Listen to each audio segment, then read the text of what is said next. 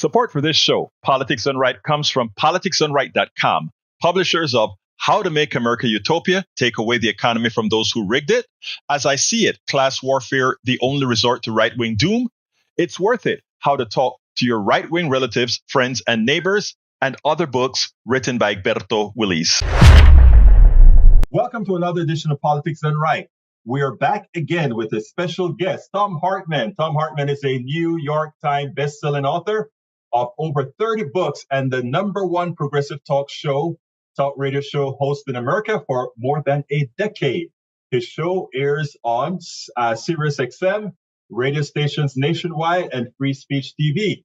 His Hidden History series addresses critical topics like guns, healthcare, the Supreme Court, democracy, voting rights, among others. His latest books in the series, The Hidden History of the American Dream, The Demise of the Middle Class, and How to Rescue Our Future, explores this erosion.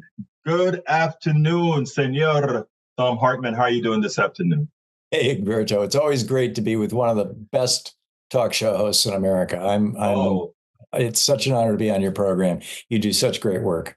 Well, look, my brother, I appreciate that. I mean, I use you as my guiding light because, again, I don't think there's another progressive that first of all, that knows the material like you do, that knows the history like you do, and that's able to do what you've done. And I can tell you, for all of us that are doing this work, you are the guy that we actually look up to. But you have this new book that's out, and I tell you, first of all, I love the series that you're writing. Tell us a little bit about this series before we get into the book specifically.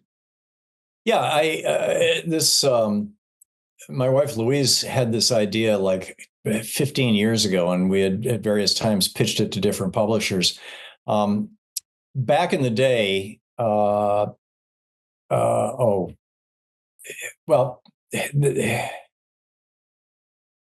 forgetting the name of Noam Chomsky. Sorry about that. Yeah, remember back in the day, Noam Chomsky had this, had written these incredible giant books on political philosophy and linguistics and all kinds of stuff. But everybody knew Noam Chomsky was really smart, but nobody really ever had read his stuff.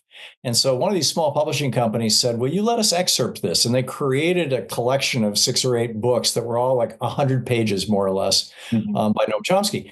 And those books are what catapulted Chomsky into fame, but also they're the books that got his ideas out there in a big way. And so Louise's suggestion was, she called them rainy day books, that, we needed to come up with a series of books that are, a book that you can read on a rainy afternoon, a book that you can read in one day. Ideally less than 150 pages, and ideally, it's a pocketbook size, small. Mm-hmm. And so I finally found a publisher that was willing to buy the idea, which is Barrett Kohler, and I wanted to do it around American history. And so this is the 10th book in the series, and each book addresses a different aspect of American history. We always start out with guns, and we go to the war on voting, and we go to the American oligarchy and monopolies, and the hidden history of American healthcare, Big Brother, the hidden history of neoliberalism, the hidden history of democracy. That was the last one. And then this one is the hidden history of the American dream. And in each one, I want to drill down, like typically back to the founding of the country, sometimes even a little before that, and then bring it out to today, and then talk about how we can get to the places that we'd like to be with each one of these topics. So what inspired you to do this particular one? Because I tell you what, it's coming out, I think it drops in October, correct? Yeah, it drops October, the first week of October. Right. And I think it's apropos because, again, especially now, America needs to hear this story, So what inspired you to do it and release it right now? Well, we wanted it out before the election. It's not soon enough before the election, I don't think, to play a big factor in it. But these are issues that are being discussed right now. And the simple fact is that part of the political appeal of Donald Trump was that he was willing to point out in 2016, when no other Republican would point it out, and frankly, Democrats didn't want to talk about it either, that the neoliberalism, free trade, austerity, tax cuts for the rich, neoliberalism, which had been embraced by, the parade got led by Reagan and Bush. They signed the General Agreement on Tariffs and Trades, created the GATT, which led to the World Trade Organization. They negotiated the North American Free Trade Agreement, NAFTA. Bill Clinton signed it, but it was all written during the Bush administration, the first Bush administration. So this whole neoliberal idea was adopted by Reagan and Bush, but then Bill Clinton adopted it. The Democratic Party abandoned FDR and John Maynard Keynes's economics, and instead said, "Okay, we're going to go all in on Reaganomics and neoliberalism, with Hayek and company." And the result, and then Bill Clinton, and then George W. Bush, and then Barack Obama, and Donald Trump, all of them were embracing neoliberalism. But Trump was the first one to come out and say, we've got to reject at least some parts of this, specifically the free trade part of it. And he was right. He was absolutely right, that we do need to reject free trade. He did it in such a clumsy, ass backwards way, imposing these massive tariffs on China, that he basically started a trade war. And that's not how you put tariffs into being, but tariffs are important. And it blew up in his face. I mean, it really hurt America and hurt him. But he said it out loud. He was willing to call out his own party. And then Joe Biden, he didn't campaign on it, but he has governed by rejecting, by and large, neoliberalism. And, now they're breaking up these big companies. We just had this trial about Google here in Portland. I guess it's still ongoing. And there's several other, giant companies that they're looking at breaking up and blocking mergers, the Albertsons, Kroger thing. And this is like a major turning point in history that nobody's paying attention to, that all has to do with the viability of what we call the American dream. That is a strong middle class. And so I thought, this is the perfect time to write a book about it. Now, it's interesting that you brought up Reagan, but before we get into there, I just want to clarify something about tariffs, right? Mm-hmm. While tariffs, I believe, are essential if you want to keep a manufacturing base that isn't governed by, let's say, a cheap labor force overseas to protect your own labor force, wouldn't you say that Trump did it in an unintellectual manner in the face that, let's say we go ahead and throw tariffs on clothes right now, given that we don't have a manufacturing base in let's say, textiles, et cetera, it's really a tax that would really hurt the middle class, given that, the rich don't care. They're going to get their Gucci and all that stuff anyway. Yeah, by and large, at least the way Trump was doing it. I mean, keep in mind, we got on the tariff train in 1792. Mm-hmm. In 1791, Alexander Hamilton presented his 11-point plan for American manufacturers, sometimes referred to as the American Plan. And tariffs were the cornerstone of it. And, along with government subsidies for essential industries and building infrastructure like roads and things, and waterways, canals and things to transport goods. But tariffs were at the cornerstone of this. And tariffs became so important and as a way of bringing manufacturing to the United States. Up until the American Revolution, the British had laws in place that, like when George Washington was first inaugurated, or when General Knox rode up to his farm in Mount Vernon and said, you're now the president. Washington's number one request to General Knox, Henry Knox, was, please go to Connecticut to this guy, Daniel Hinsdale, who's running an underground fine clothing store, and have a suit made for me that I can be inaugurated wearing American-made clothing, because it was illegal to make clothing in the United States outside of homespun. Oh, wow. You could not make fine clothing in the United States in 1776 or 1791. Well, by 1791 you could, but you couldn't at the time of the American Revolution. It was a felony. It was against the law to make weaponry. It was against the law to make anything. Any kind of fine machinery. You couldn't make watches. You couldn't you could do clumsy things, but you couldn't do any of the fine stuff. It all had to be imported from England. And this was England's way of forcing the colonies to basically subsidize the British economy. So Washington asked Hamilton, how do we build an industrial economy here like England has over there?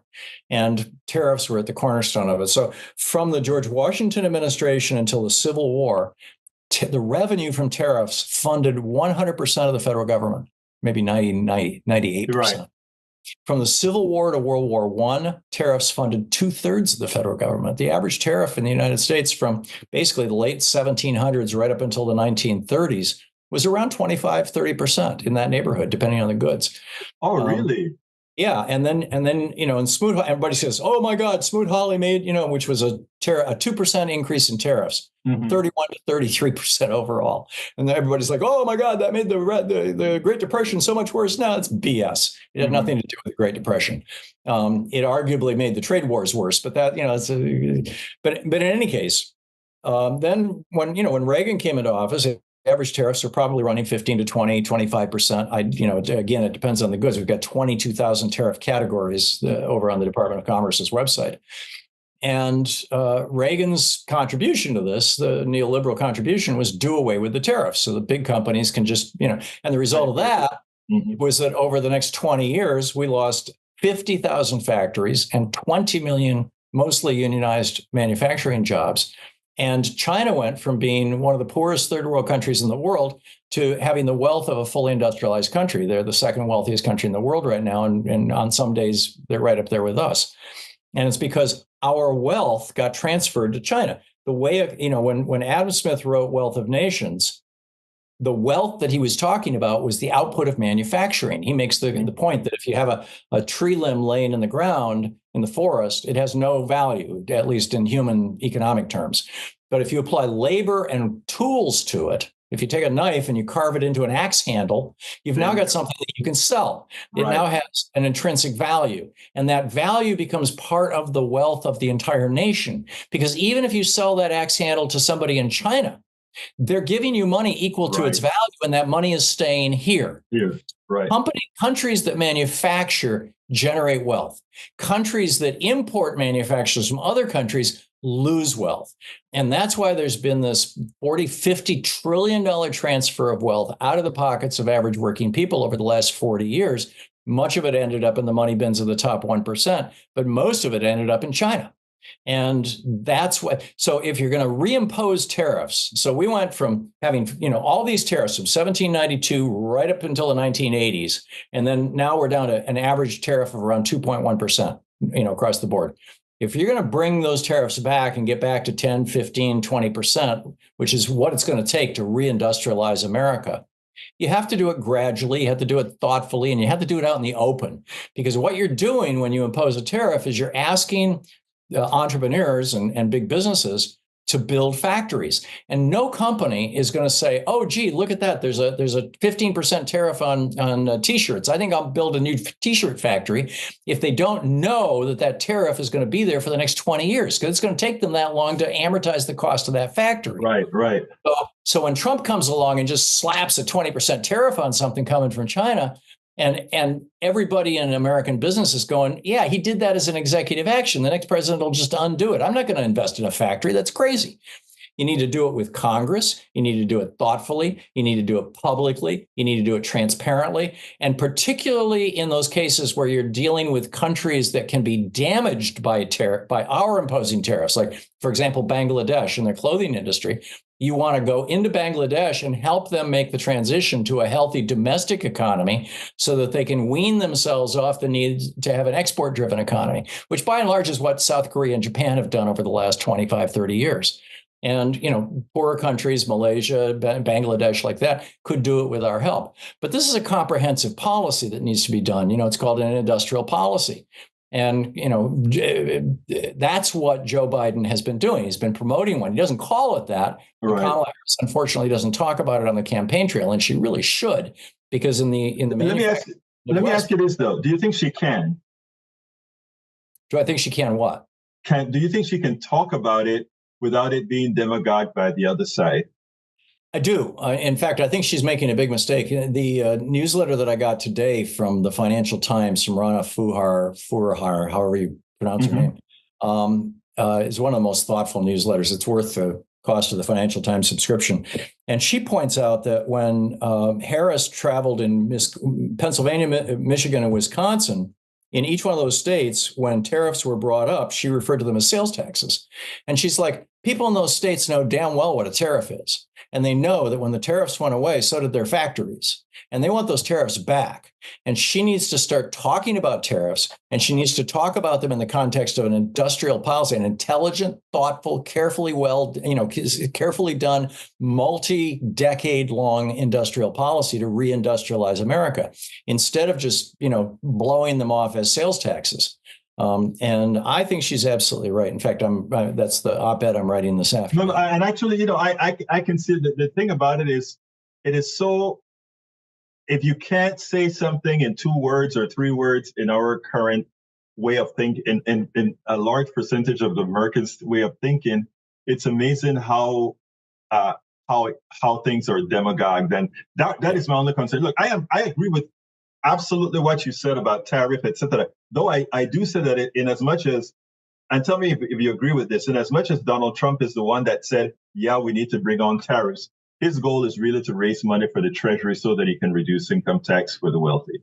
That's my thought, but I don't could know. Be. I mean, the simple reality is that when a tariff is done correctly, it doesn't generate any revenue, because Right. Taxes have 2 purposes. One purpose is to raise revenue. The other purpose is to alter behavior. Right. We give people a discount. We let them ignore taxes on the income that they use to pay for their mortgage. Why? Right. Because we want them to buy houses. Yeah. So the purpose of a tariff is to change the behavior of manufacturing companies in a country. And once they've changed that behavior, they're no longer importing goods and they're no longer paying tariffs. Yeah, well, no, that I get that. It is interesting though, but you think through different levels of indirections that I don't think our former president does. And no, I don't. But I do think people in the Midwest get this. And I grew up in Michigan. I know. Yeah. People in the Midwest understand this. You don't have to explain this. I'm talking about your average factory worker. They understand this. Well, maybe you need to send a detailed letter to the campaign, to the Harris campaign. Well, hopefully that'll be my Hartmann report tomorrow. Yeah, you have some time to do it, because and explained as it was explained here, but it has to be, in my opinion, it has to be done in a easy to understand manner, because it is so, everything is so demagogued here. It is amazing. But anyhow, you said, why do you actually think, when it comes to the Gen Zers, we know what us older folks have done, etc. A lot of the Gen Zers think there's no hope. What do you tell them? What does your book tell them? Well, we're facing challenges, no doubt about it. Climate change is probably the most existential of them, although world peace is another one. The nuclear war could end human life just as quickly as probably much faster than climate change even. But that doesn't mean that there are not solutions. And I firmly believe, this is the other piece that I'm writing for Day After Tomorrow, that I think that we need to revive the democratic peace theory. This idea that Francis Fukuyama was pushing in the late 1990s, that the neocons all converged around, that democracies, generally speaking, don't go to war unnecessarily. The only time they go to war is in defense of themselves. And therefore, the more democracies you have in the world, the less war you're going to have in the world. And I think that's a solid notion, and it's something that deserves to be pursued. But the other thing I would say to young people is that, and for that reason, by the way, I think we need to be defending Ukraine, because, we need to defend democracies. But that, the other thing for young people is that if we can return to Keynesian economics, if we can go back to where we were before the Reagan Revolution, if we can go back to free college education, if we can go back to inexpensive healthcare, where hospitals and health insurance companies are required to be not-for-profit corporations, for example, as was the case in the 1970s. If we can reclaim some of those common sense things that we had for a long, long time in the United States, and we just really lost since the Reagan Revolution. If we can do those things, then we can really build a country that and rebuild our middle class. Our middle class hit its peak at about 2/3 of us when Reagan came into office, and then his job was to attack the middle class. That was literally what he was hired to do, was to take the middle class down a peg, because the intelligentsia, the Republican intelligentsia, felt that the women's movement, the civil rights movement, and the student anti-war movement were all the result of the middle class having too much wealth. Russell Kirk wrote about this in his book, The Conservative Mind, in 1951. And at first, all the Republicans, with the exception of Buckley and Goldwater, thought he was crazy. But then when the 60s happened, all the Republicans were like, oh, yeah, he was absolutely right. He was a prophet. And this middle class thing got too big, and we've got to cut it down to size. And that was Reagan's mandate. And, from the GOP. And he took us from 2/3 of us being in the middle class to 43% of us right now. And that, and which is the American dream. And so that's, a large part of what my book is about, is how that happened, how we got into this terrible situation, how so many of us got left behind, why it takes two incomes right now to sustain a lifestyle that's about 20% lower in quality than what one income could do in 1980. And, how we get back, how we can rebuild the American dream, rebuild the American middle class. Now, Thom, what is it? I think I know the answer, but I want to hear what you say. What is in it to really decimate the middle class? What's in it for the others? Is it a bigger piece of the pie for a smaller group? I think there's two different cross currents that intersect of opinion and motive. You've got some really, really rich people who are afflicted with a severe form of obsessive compulsive disorder, OCD, known as hoarding syndrome. Mm-hmm. These are people who, if they were not born to wealthy families or did not have some big lucky break in their lives, would be living in an apartment with floor to ceiling tin cans and newspapers. They literally have that hoarding problem. Yeah. But because they were wealthy or born into wealth or acquired wealth, their hoarding is largely limited to, money in the bank, 700-foot yachts, mansions around the world, and girlfriends. But it's still hoarding syndrome. And so for people with hoarding syndrome, there's literally never enough, no matter how much there is. So you've got the problem of those people demanding tax cuts because they want more of whatever they're earning, on the one hand. On the other hand, I think that you have people who, in the Republican Party, conservatives, who really and truly believed what Russell Kirk wrote in 1951. And, prior to the 1930s, there had never been any country in the world where more than half of its population had been in the middle class. It had literally never happened. Because when you have unregulated capitalism, laissez-faire capitalism, you end up with the world that Charles Dickens wrote about in Christmas Carol. You end up with a very small top 1%, basically the royal family and their buddies, right, big industrialists, a very small middle class, which are the doctors, the lawyers, and the small business people. Mm-hmm. Keep in mind, Ebenezer Scrooge ran a one-man company with one employee. That was a small business, and he was the middle class in England at the time. And then you've got this huge, bottom 95, 96%, which are the working poor. And England maintained that with maximum wage laws. Right up until the end of the 19th century, it was against the law to pay somebody more than a certain amount. We have minimum wage laws. England had maximum wage laws to prevent the emergence of a middle class. Edmund Burke wrote about this in the 1790s. And in fact, the title of Russell Kirk's book is The Conservative Mind, from Burke to Eliot, from Edmund Burke to T.S. Eliot. And so he was agreeing with Edmund Burke that if a middle class gets too large, it'll produce social instability, for the simple reason that the average middle class person, the average working class person really, who does not have a college education and did not come from wealth and affluence and does not have a lineage that includes people who held political power, just doesn't know how to govern.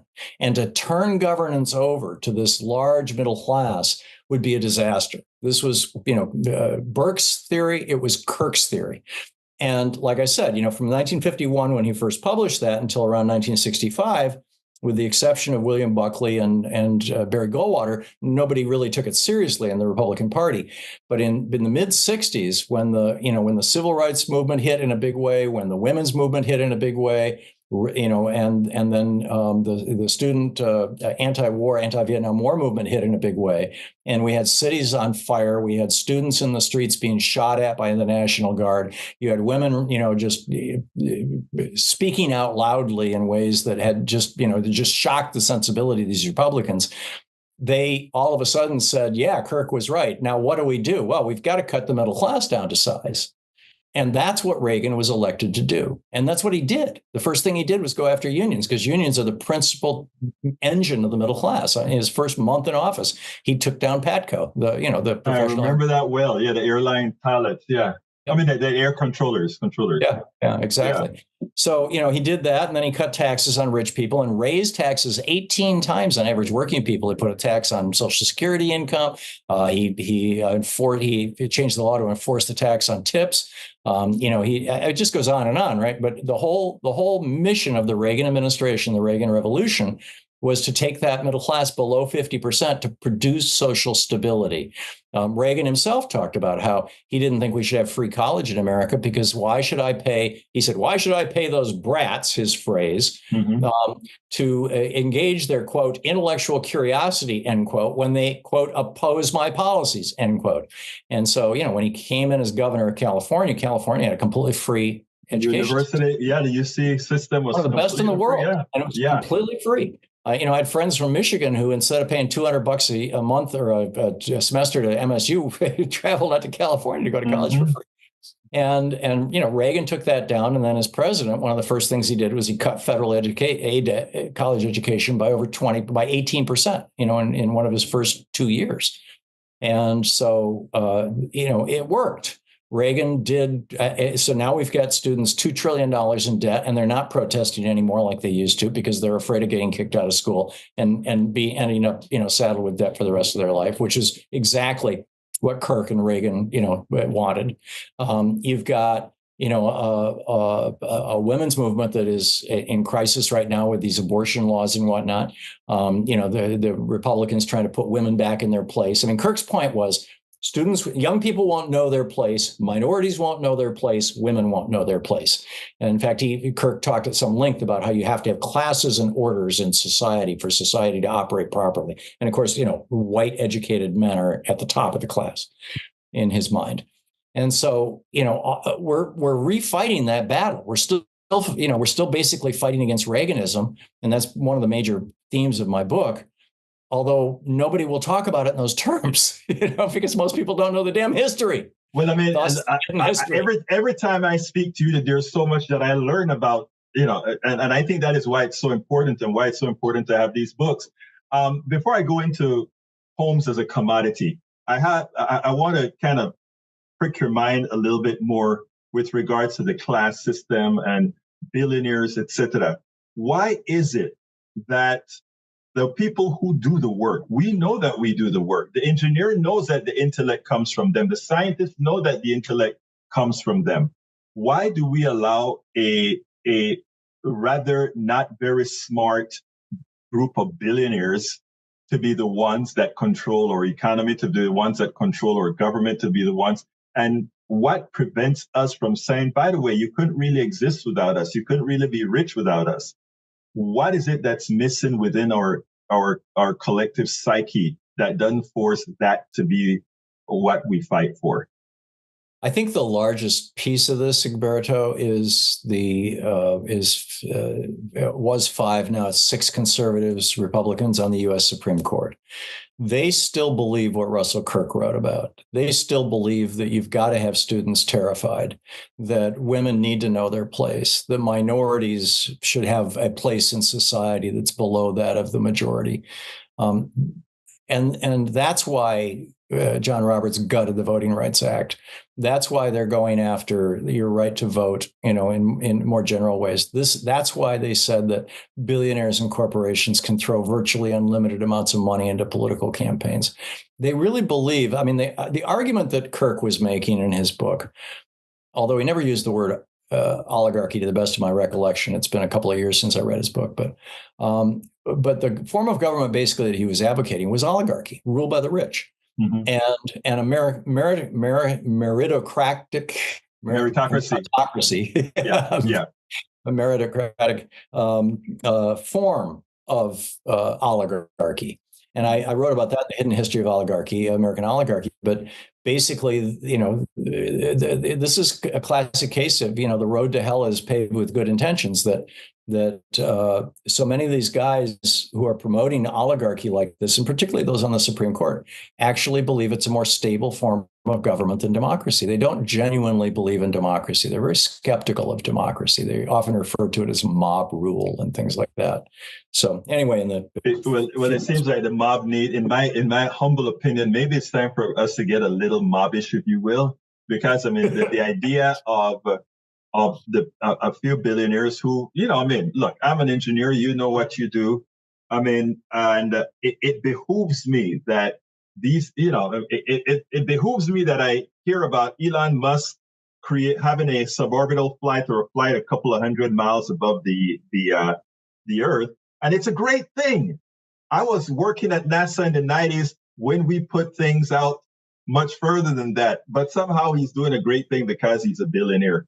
The silent folks that worked for Boeing Aerospace and Lockheed and all of that really did some work that he's built upon. Nothing is said about that. Well, but anyway, and he bought Tesla too. He didn't. Right.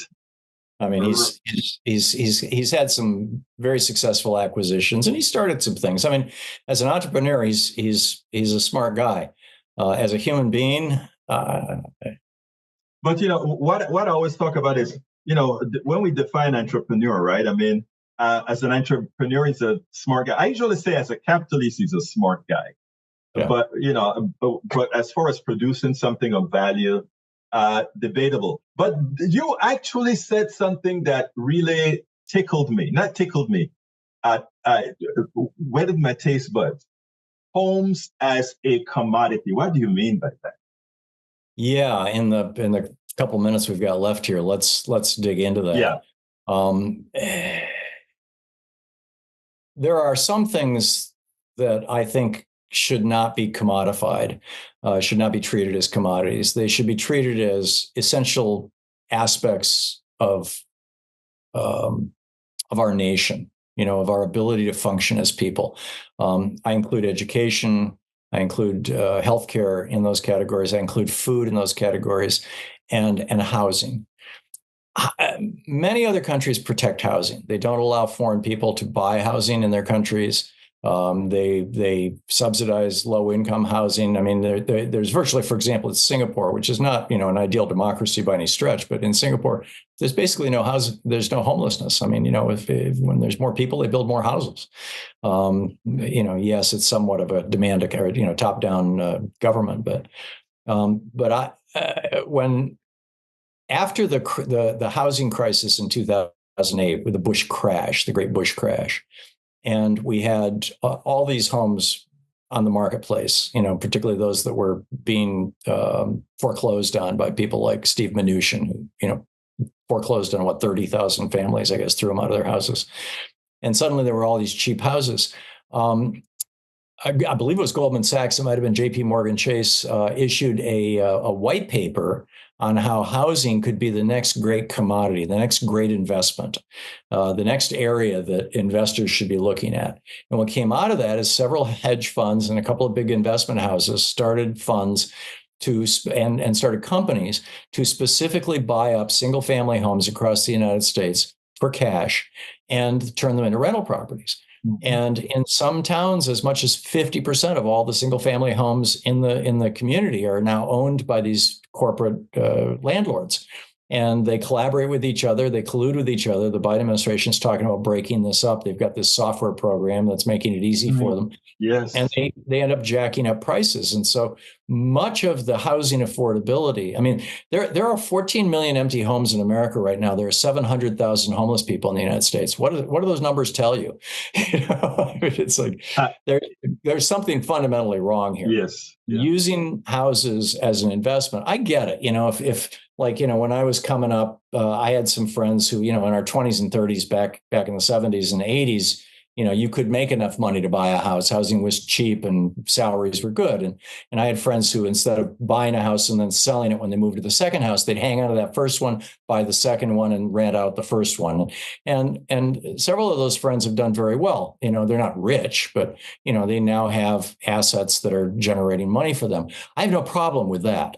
But when you've got a company coming into a town with a bag full of cash or cashier's checks representing 20 or $30 million and just buying houses sight unseen at auction or buying them for cash the minute a house hits the market and pricing everybody else out of the market, you're messing with the lifeblood of a country. You're messing with the ability of people to have the American dream, frankly. And we need to outlaw this. We need to, and the way to do it is with tax policy. You just eliminate all tax breaks for anybody who owns more than, say, 4 houses, period.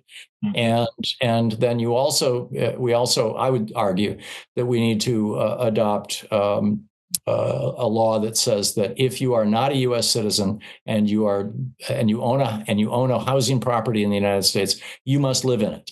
And if you don't live in it, then you can't own it. It's just that simple. And it can be your investment, but you got to live here. And exactly. We would not be unique in that. And many of the developed countries of the world do this. I mean, that sounds good. Look, what should I have? I mean, we're going to tell people how to get your book in a minute, but what should I have asked you that I didn't? I can't think of anything. You're so good, Egberto. Okay, well, I don't know about all of that, but let me just say, folks, the name of the book is The Hidden History of the American Dream, the Demise of the Middle Class and How to Rescue Our Future. All the links for the book will be accompanied in the book, in the video, and everywhere else. It drops on, I believe, October 8th, if I recall. It's a book like every one of Brother Hartmann's book that should be gotten. Like I said, every time he comes on the program, I get an education. And every time you listen to Thom, you get an education. If we could have more people on here like him, it would be great. Anyway, Thom, look, it's been my pleasure to have you once again on Politics Done Right. Anything you want to say before we close? Thank you so much for having me with you, Egberto. It's always such a pleasure and an honor to hang out with you. You have a wonderful rest of your day, my friend. Thank you. You too. Welcome to another edition of Politics Done Right. Today, I am honored to speak with Guerline Jozef, who is with the Haitian Bridge Alliance, Black Immigrants Bail Fund, and the Cameroon Advocacy Network. Wait a minute. Yes. You're a busy woman. I am. And I am a Black woman in America. I am a Black immigrant woman in America. And when we see what's happening and really trying to bridge the gap and bringing people together when it comes to immigration, human rights, and our humanity, so we have to be busy. We don't have the luxury to not be busy. Now, let me tell you something, okay? Because this is what got me. I'm watching the immigration debate right now, and Haiti plays a part in this immigration debate. And the specific way in which Haiti plays it is that, unlike some immigrants from Europe, Haiti is being treated differently. What I'd like you to express and talk about, a lot of the issues that we have in Haiti, why we have a lot of displacement, why a lot of people are coming here, is actually because of U.S. policy, economic policy in Haiti. Exactly. So let's talk a little bit about that. Tell America why they should be careful in the way they express the immigration issue, because all it does is points a finger at bad policy. Exactly. And what you said is literally at the heart of it all. Mm-hmm. And when we see Haiti, for example, has always been a receiving country. Right? Haiti has helped the Jews, you name it, we've done it. We've helped. That's what we are known for. But at the turn of the 1960s, 1970s, due to U.S. policies into Haiti, putting government in place in Haiti that was in the best interest of the U.S., started seeing the first real big wave of migration out of Haiti into the U.S., and then you started hearing of the boat people out of Haiti. And when we see under the presidency of Duvalier, we saw the first wave of Haitian migrant. What did the U.S. do? The U.S. created the modern immigration prison system right now by starting in Guantanamo Bay putting Haitians there and then move them into places like Rome, and then creating a whole industry around caging of Black people, specifically immigrants from Haiti. Now we are looking at today what's happening in Haiti, the new wave of immigrants from Haiti, and you can also trace it right back to U.S. foreign policy in Haiti. And when you talk about the economy, you saw how Clinton himself came and apologized for creating the economic downfall of the entire country because they had excess rice in Arkansas and they needed a place to dump it, and the dumping ground was Haiti, completely destroyed the rice industry, the rice farming industry, creating famine and mass displacement, creating what we continue to see today. And that's what most don't know. You know, everybody likes to look at Haiti as a basket case. It is not. From the time Toussaint Louverture freed that country, it's been under attack, both from having to pay for their own freedom to France, to many other issues. So I'm happy to have you here to talk about Haiti, because too often the narrative that we hear in the United States doesn't have the intellect behind it that points out that the problem. Farmers in Arkansas need to open their hearts and say, Haiti, thank you. We are responsible for your happening. Success. Yes. We are responsible that you had where to send your rice and have your rice paid for. So that was a transfer of wealth from Haiti to America, from Haiti to the South, from Haiti to Arkansas. Yes. So what you are looking at there is nothing more than what was created by United States policy. And previous to that, what was created by French policy. So continue explaining to us these different types of things that are creating what we're seeing today. Yes.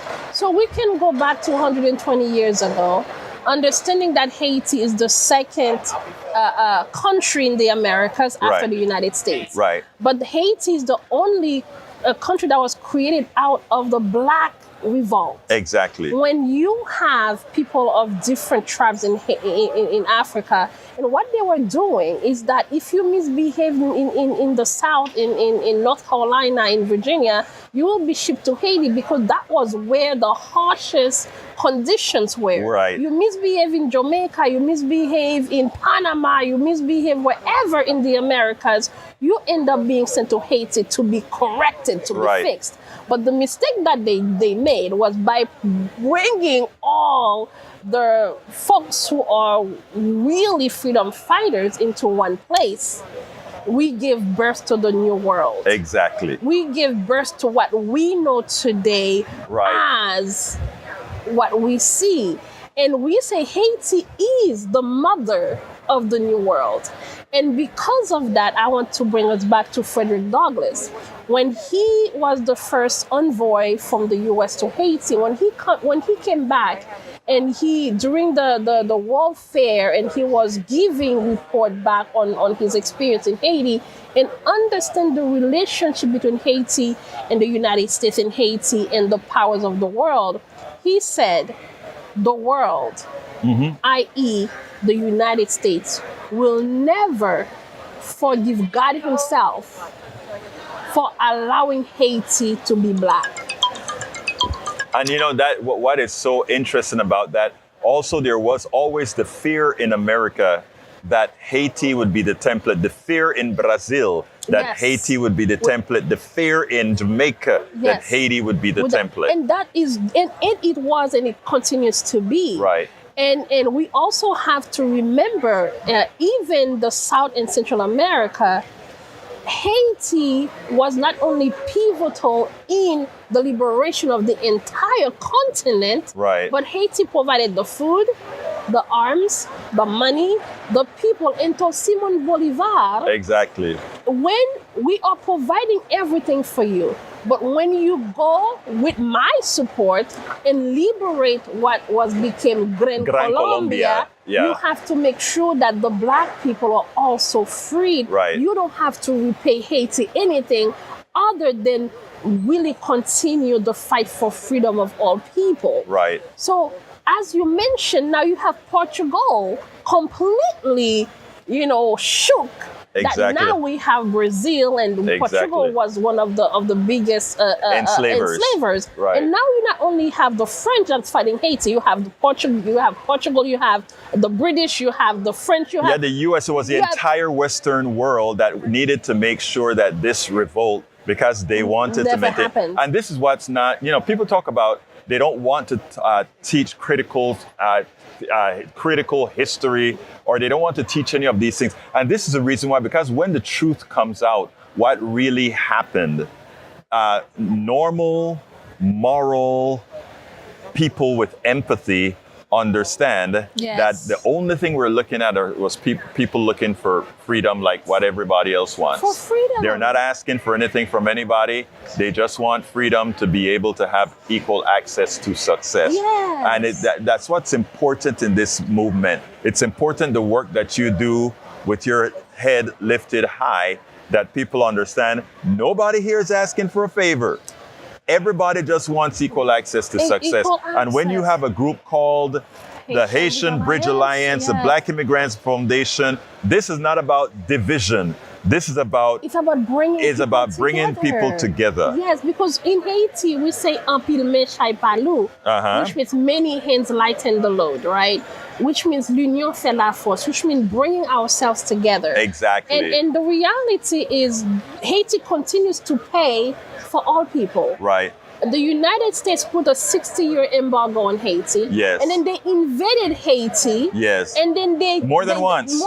And when they did the first invasion, they took out everything that was left. Well, I mean, that is... And brought that into the U.S. and brought that into Citibank. Yes. Citibank, as we know today, was created and built by the Haitian money that the United States literally went into Haiti and took out. It's the same thing that was done in Cuba. It's the same thing that was done in the Dominican Republic.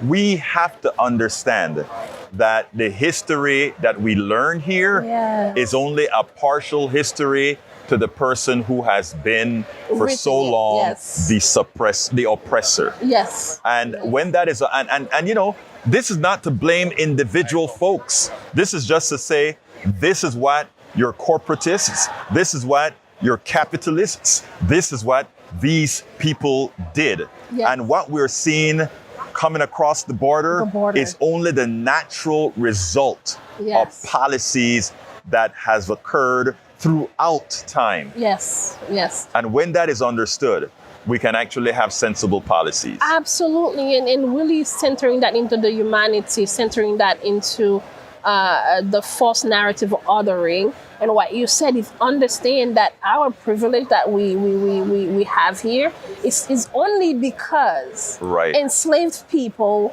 decided no more. Exactly. Enslaved people said, you know what? I am a person. I do not belong to you. Exactly. And that create the ripple friction effect that we see today, that you and I can come into the front door. And you and I can sit here as Black people, as immigrants in this United States of ours, to be able to speak on behalf and with this authority. Because the truth is, the U.S. was built on the entire Western region. The bauxite from Jamaica, the plantains and the yuccas and the other minerals from Haiti, the copper from Panama. Yes. All of these are corporations extracting from these countries and with no recompense. Yes. And it's done, and the riches come here. Yes. These are things, and it's not that the technology isn't there for all to use. So anyway, look, give me a closer, Miss Jozef.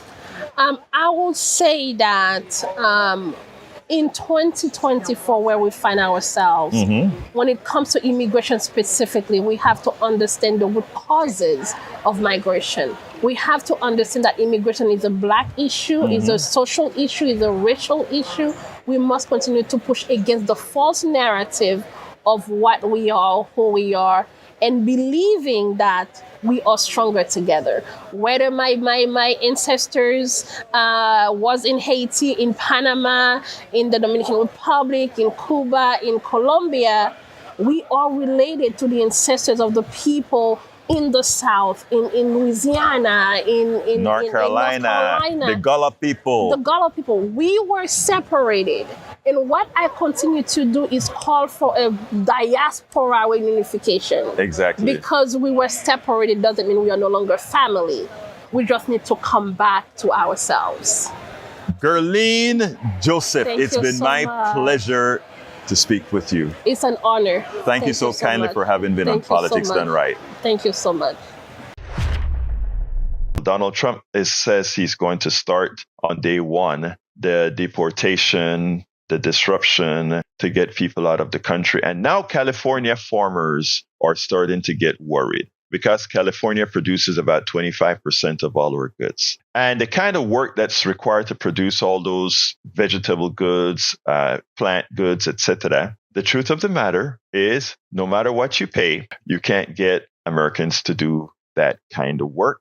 You know, again, we've moved away from training people to do all kinds of works because we have exported everything and we have imported all kinds of things to solve what we've learned or taught people not to like to do anymore. And what that means if Trump is successful in starting this deportation, look, I mean, he's going to destroy his own administration by doing this, right? Because again, what's going to happen is it's going to be that prices are going to go through the roof because there's going to be, like happened in Georgia when they started getting rid of people, and like happened in Florida, the construction industry is just about destroyed because of the immigration issue. And in Georgia, the peaches are left on the ground because of the immigration issue. It's about to happen throughout the country, assuming Donald Trump doesn't get paid off to just give a facade of throwing people out. Because remember, the man is a con man. I had on my show yesterday where I said, I am not really sure that the deportations are going to occur as you think. I think they're making a big hoopla out of it right now, and they are going to round up a few criminals that they call criminals to make a big picture out of it. And in the background, I think they will be taking bribes. And these are the bribes that they're going to take, in my opinion. This is opinion, folks. I separate opinion from facts. I separate opinions from facts. What I'm giving you now is an opinion, not a fact. It's an opinion. All right. My opinion is the following. Donald Trump is going to get paid off for the private sector to create detention centers. And that's going to be used as a cost center to enrich a few, to lock up a whole lot of folks that they can somehow say you're a criminal, or that doesn't have a marginal effect on our agricultural sector, where we actually need a lot of labor. So I think they're going to give a big hoopla to show that they're locking people up because they think you want to see that. They think you want to see us harm those immigrants that came over the border looking for a better life, that you want to get rid of them, that you hate them, that you want to do the non-biblical thing, that when Jesus said open your hearts to these people, you know, the evangelical Christians have said otherwise, against the Bible, of course. But you are going to want to get rid of those people, and they think that you want to see those people on buses and kicked and thrown into these detention camps. That's what they think you want to see, and they're going to make you see that. So they're going to enrich quite a few people by showing you that they can be evil to those others, those people that walked across the border, number one. Number two, in the background, they will be taking bribes from the big agricultural industrialists. Hey, turn a blind eye, guys. Turn a blind eye. Let my people work and get the crop out. Turn a blind eye. I'll donate to your campaign. I'll donate to the RNC. I'll do all these things. Anybody doesn't think the possibility exists that this deportation machine is not about destroying the agricultural sector, because that is like hurting yourself, but to be in a position to bribe, to profit on somebody else's back. The typical thing the capitalist does. That is what again, folks, That particular part of my narrative is not fact. The first part was fact. This part is opinion. We'll see if it occurs. So again, we told you so. We told you these are the machinations that were going to happen. And as we just showed from all reporting, it has started. His administration has not yet started, but you have to come into the administration with policy, and the policies that are out there are saying he wants to maintain the tax cuts, and he has to find the monies from somewhere because, again, the deficits and the way the financial sector is set up, he has to find the money somewhere. And that money comes from whom again? From you. All those benefits that you get, that adds up, and they have to get it from you. So my brothers and sisters in Appalachia who overwhelmingly supported Donald Trump, remember, you are the poorest part of this country. You are the ones receiving the most food stamps and other support from our government. And it is you who will be paying the price to ensure that these wealthy politicians or these wealthy industrialists, wealthy capitalists, wealthy oligarchs continue to get the tax cuts that they have gotten. And for all of you who said, hey, I voted for Donald Trump because he said he was going to not tax my tips. Let me remind you, if you've ever filled out your 1040 form or your 1040 easy or whatever, guess what, brothers and sisters? Your tips weren't taxed anyway. That was a promise not worth the money it was stated on. And let me tell you why your tips was never ever taxed. Your tips weren't taxed because every American citizen gets I think it's a $23,000 write-off up top, deduction up on the top.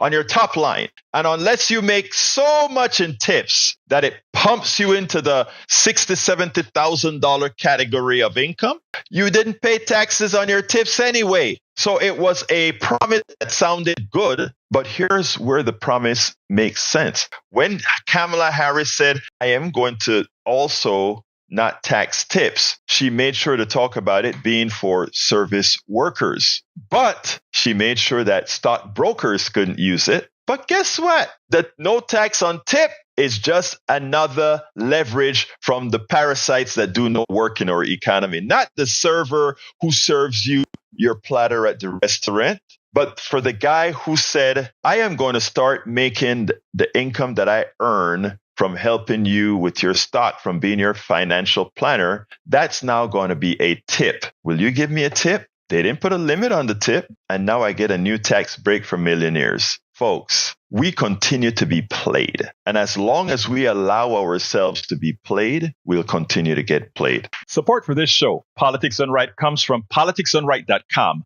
publishers of How to Make America Utopia, Take Away the Economy from Those Who Rigged It. As I See It, Class Warfare, The Only Resort to Right-Wing Doom. It's Worth It, How to Talk to Your Right-Wing Relatives, Friends, and Neighbors, and other books written by Egberto Willis.